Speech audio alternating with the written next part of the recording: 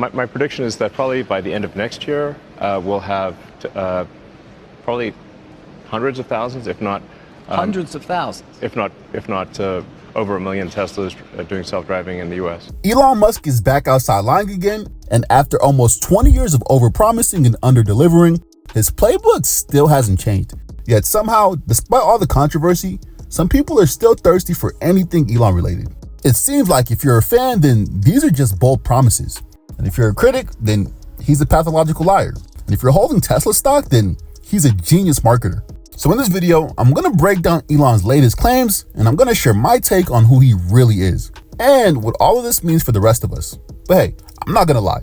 Every time I do a video about Joe Rogan or Elon Musk, y'all get real racial in the comments. So do your big one and don't forget to like and subscribe. But let me just say this. For someone with that much money, Elon Musk still doesn't seem to have real self-esteem. He kind of seems like a broken person that desperately wants to be liked. But instead of developing cool traits and skills, he just adopts the personalities and talking points of the people around him that he thinks are cool.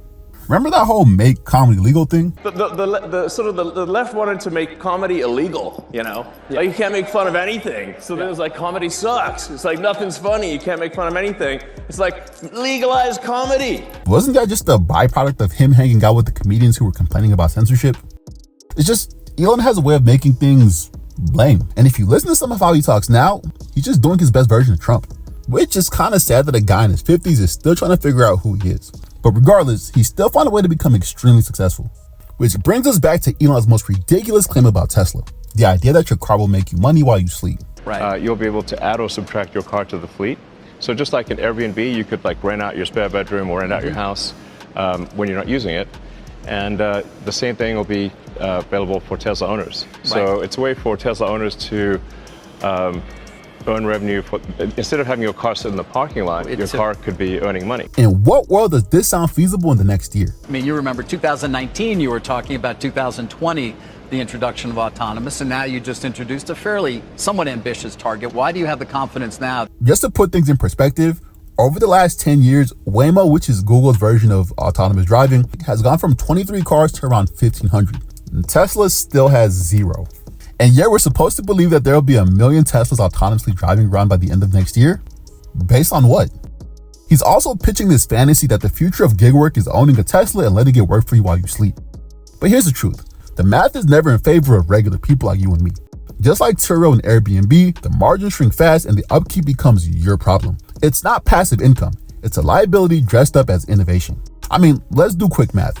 Most rental car companies sell their vehicles between 60 and 80,000 miles just so they can get rid of them before the major maintenance kicks in. And the average rideshare car does about 30,000 miles a year. So if your Tesla's out here driving itself 24/7 to make you money, it's gonna hit that limit in like 2 or 3 years. And here's the real giveaway. When have you ever heard of a corporation leaving profit for everyday people? If there's any real profit to be made, trust me, Tesla's gonna make sure they keep it exclusive, or they're gonna partner directly with a rideshare company. I mean, come on, it just doesn't make any sense. But that isn't even his craziest claim.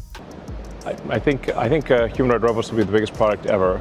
The demand will be insatiable. Basically, who wouldn't want their own personal C-3PO R2-D2? So in addition to fully autonomous cars that work while we sleep, Elon's also promising a humanoid robot that looks just like us and will do all the tasks we don't want to do. How? I remember an engineer once told me that form follows function. That's why the machines we use every day don't look like people. A washing machine is built to wash clothes efficiently, not look like a person washing clothes. So what exactly would a human-shaped robot be best shaped for? Or is it just a distraction that conveniently increases stock price? And honestly, even if it were real, we should be asking deeper questions like, why are we trying to manufacture human obsolescence? Why are we so eager to automate the parts of life that actually connect us to the world? Why do you need a robot to walk your dog? And why can't you go to the grocery store to buy your groceries? See, some tasks just shouldn't be optimized. They should be lived. And I think that's the real problem with a lot of business people. Once they get too deep, they can only see world solutions through their company's scope of work. And I think the single biggest thing you can do to lift people out of poverty and help them is giving them an internet connection. Because once you have the internet connection, you can learn anything for free on the internet. And you can also sell your goods and services to the global market. Like, what are we doing? You're telling me that people don't need food, shelter, clean water, or access to more affordable housing? They just need Wi-Fi and a Shopify account? This isn't a solution. He's doing branding. I mean, think about it. If the internet really improves everyone's quality of life, then why did a report just come out that says 60% of US households don't make enough money to afford a minimal quality of life? I don't want to make it seem like everything Elon Musk says is false, because that would be disingenuous. But you have to pay attention, because a lot of times he'll say something that sounds completely reasonable, just to slip in something that isn't 100% true. Like when he said this about regulations. You can think of regulators like referees on the field in sports. There should be some number of referees, but that you shouldn't have so many referees that you can't kick the ball without hitting one. In efforts to make you believe this, under the Biden administration, SpaceX was sued for not hiring asylum seekers in the US. Now, the problem is it's actually illegal for SpaceX under ITAR, International Traffic in Arms Regulations, to hire anyone who is not a permanent resident of the United States. Now, I looked into it, and it's not true. Under ITAR, however you pronounce it, and under ITAR and EAR, asylum seekers and refugees are legally considered US persons. That means SpaceX could have hired them without breaking any export laws. Now, I don't know if this was just a legal misunderstanding or some sort of discrimination, but when it comes to racial and immigration issues, Elon always seems to be on the wrong side of history. Like his feelings on laws that negatively affect him in favor of black people in South Africa. First of all, you should be questioning why are there racist laws in South Africa? According to Elon, equality doesn't mean creating laws to correct a century of state-backed inequality. It means everyone being treated the same, starting right now, no matter how uneven the playing field is. All races should be on an equal footing in South Africa. That's the right thing to do, not to replace one set of racist laws with another set of racist laws. But that's not equality, that's indifference. It's a worldview where acknowledging history feels like an attack, and any attempt to rebalance the scales gets labeled as unfair to the people who've spent generations benefiting from imbalance. Whereas there are now 140 laws in South Africa that give that basically give strong preference to if you're a black South African, and not otherwise. And so now I'm in this absurd situation where I was born in South Africa but cannot get a license to operate in Starlink because I'm not black. Well, it looks Does like that that's seem about. right to you? Let's talk about South Africa. Under apartheid, the government stole land, wealth, and opportunity from black South Africans for decades.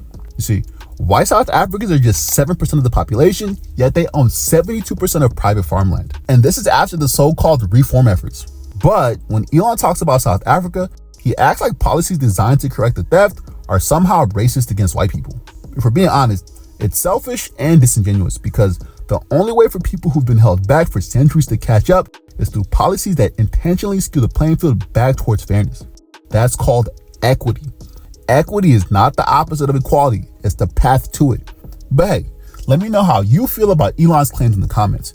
Do you think he's being willfully dishonest, or is he a prisoner of his ambition?